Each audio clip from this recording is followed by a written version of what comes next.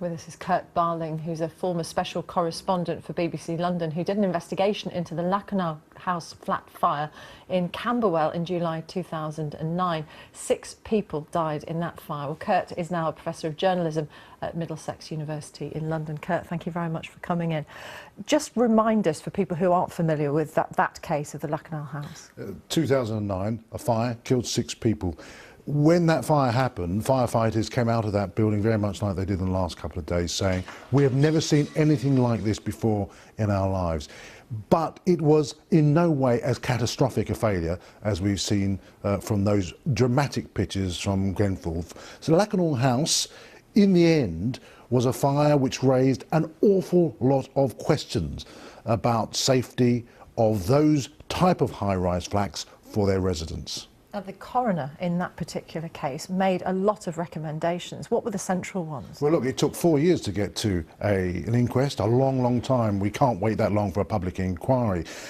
In essence, the coroner said, we need to look at the advice that you give to residents, whether they stay put or whether they get out. You need to look at the firefighting capability of the firefighters to get into a premise in order to get rid of the fire and rescue people. They talked about the fire risk assessments, which are done on every single tower block around the country. It's a legal requirement. Are they fit for purpose, and what more needs to be done to make them fit for purpose? The question of the retrofitting of sprinklers, is that possible? Is it affordable? Well, the coroner said we need to look very closely at that. And finally, and most importantly, about the building regulations. Because in the end, a building is only as safe as the materials that it's constructed from. And the big concern in Lakanal was that this building, which had been built in the 60s, had been modified. And in modifying that building, it had been made less safe. And that's the key question. And it's a key question from Grenfell. Were the modifications made to that property resulting in the inferno that we saw? Was that building made less safe than it was before the refurbishments? What happened with those recommendations from the coroner? You know, the coroner has a responsibility in an inquest like that. It was almost a proxy for a public inquiry at the time into the 6 deaths, a wide-ranging 11-week-long inquest which looks at a mountain of evidence. And the coroner, under Section 43 of the Coroner's Act, is allowed to say what might prevent deaths happening in the future.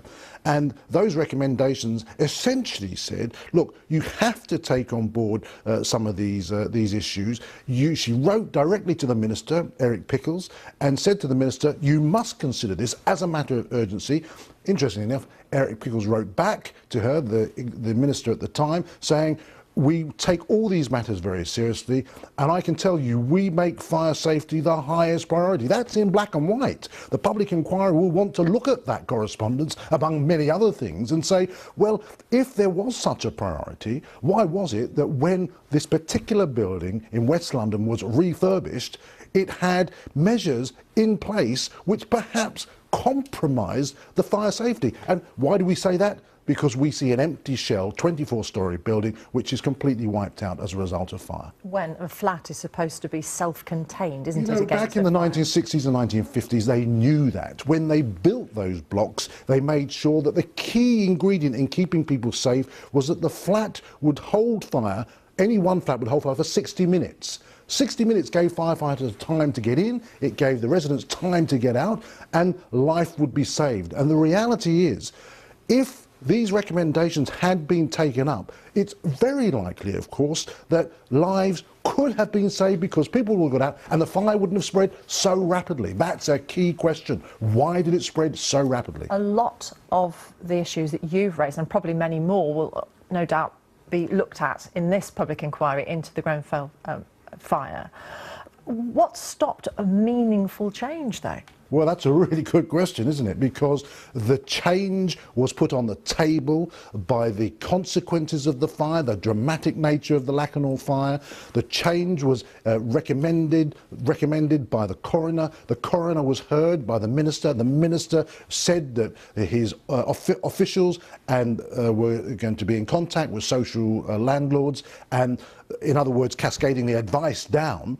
But clearly, this building was refurbished only 18 months ago. Lots of advice clearly wasn't heeded, even though they say they work within the rules. Perhaps it's the rules, the regulations which are wrong. And frankly, having seen that fire, having worked as a journalist on that fire over 5 years, having seen the trauma that families went through, you have to say, so soon after, for another fire to happen like that, it is nothing short of a national scandal, and not before time that we get this public inquiry. So then, thinking back to Lakanal, it must have brought back all of those thoughts for you.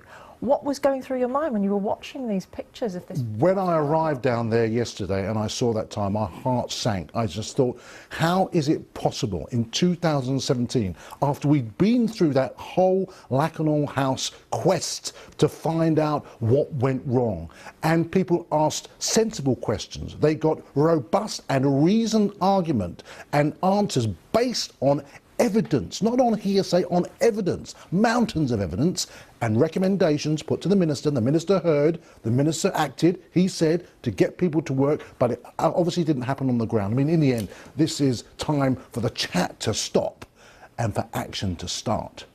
Kurt Barling, former special correspondent for BBC London, now Professor of Journalism, thank you very much.